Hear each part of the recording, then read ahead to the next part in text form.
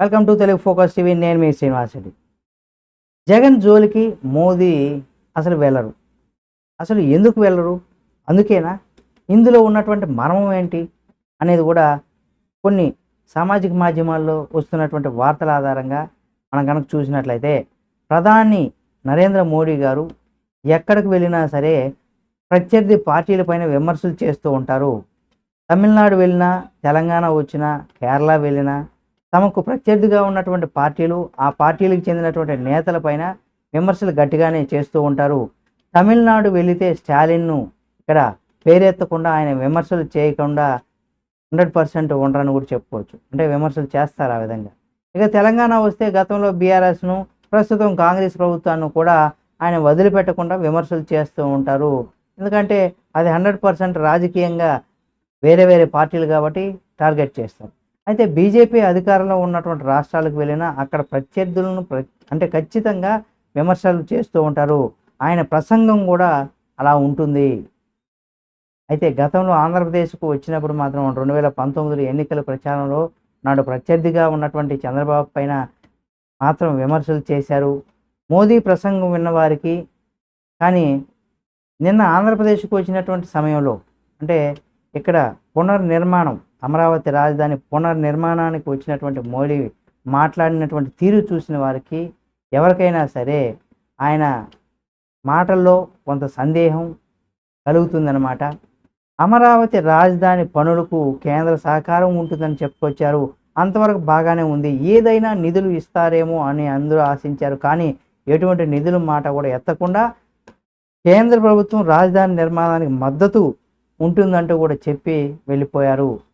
అదే సమయంలో చంద్రబాబు నాయుడు గారు కావచ్చు, పవన్ కళ్యాణ్, లోకేష్ మాట్లాడుతూ కూడా గత ప్రభుత్వం 5 ఏళ్ల పాటు అమరావతి రాజధానిని విధ్వంసం చేసిందని మాట్లాడారు.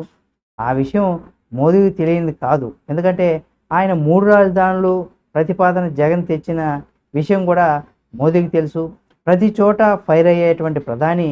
కానీ నిన్న అమరావతికి వచ్చినటువంటి మోడీ గారు, బహిరంగ సభకు వచ్చినటువంటి మోడీ గారు జగన్ను ఒక్క మాట కూడా అనలేదు. ఆయన ప్రభుత్వం పైన ఎలాంటి విమర్శలు కూడా చేయకపోవడము రాజకీయంగా కొంత చర్చనీయాంశమైందని కూడా చెప్పుకోవచ్చు. అన్ని రాష్ట్రాల్లో కూటమి ప్రభుత్వం అంటే కూడా బీజేపీకి వ్యతిరేకంగా ఉంటే అలాంటి వారిపైన కూడా ఫైర్ అయ్యేటువంటి మోడీ ఆంధ్రప్రదేశ్కు వచ్చేసరికి మాత్రం ఎందుకు జగన్ విమర్శించలేదన్న అనుమానం ఆ సభకు వచ్చినటువంటి ప్రతి ఒక్కరిలో కూడా కలిగేటువంటి అవకాశం ఉంది. చంద్రబాబును, పవన్ను ప్రశంసించారు, బాగానే ఉంది. అంతవరకు బాగున్నప్పుడు కూడా ముగ్గురం కలిసి రాజధాని నిర్మాణం చేద్దామని అన్నారు. ఇది కూడా సూపర్. కానీ అది కూడా ఓకే.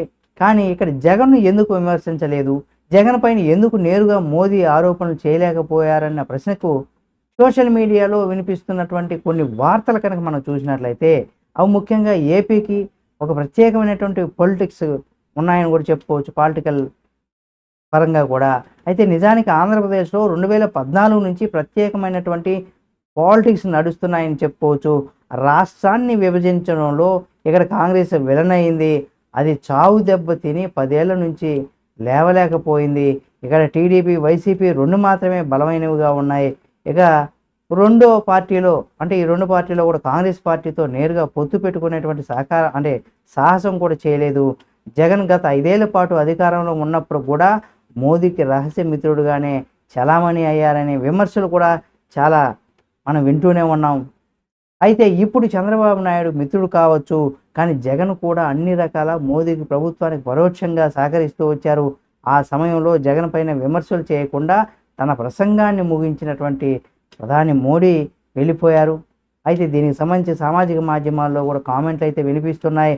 మోదీ జగన్కు పెద్దగా పట్టించుకోవడం లేదని, చెప్పడానికి విమర్శలు చేయలేదని కూడా కూటమి నేతలు ఇక్కడ సర్ది చెప్పుకునేటువంటి ప్రయత్నం అయితే చేశారు. కానీ ఇక్కడ 100% జగన్మోహన్ రెడ్డి పైన విమర్శలు చేయడంలో కూడా మోడీ గారు ఇక్కడ విఫలమయ్యారని చెప్పుకోవచ్చు. ఎందుకంటే ఆ రహస్య మిత్రత్వం అనేది కూడా ఇక్కడ ఉందని ఇక్కడ పరోక్షంగా అటు వైసీపీ నేతలకు కావచ్చు, ఇక పక్క పార్టీకి సంబంధించినటువంటి నేతలు, కొంతమంది రాజకీయ విశ్లేషకులు కూడా ఇది చాలా స్పష్టంగా తెలియజేస్తున్నారు. ఏది ఏమైనా ఇక్కడ మోడీ గారు సహకారం జగన్మోహన్ రెడ్డి గారికి ఉంది అనడంలో ఎటువంటి సందేహం లేదని కూడా అనేక మంది ప్రజల్లో కావచ్చు, రాజకీయ విశ్లేషకుల్లో కావచ్చు, రాజకీయ నాయకుల్లో కూడా ఈ మాట అయితే వినిపిస్తుంది. అసలు మోడీ గారితో జగన్‌కి రహస్య మిత్రత్వం ఉందా? లేదా? అనే దానికి సంబంధించి మీరు మీ యొక్క అభిప్రాయాన్ని కామెంట్ రూపంలో తెలియజేయండి.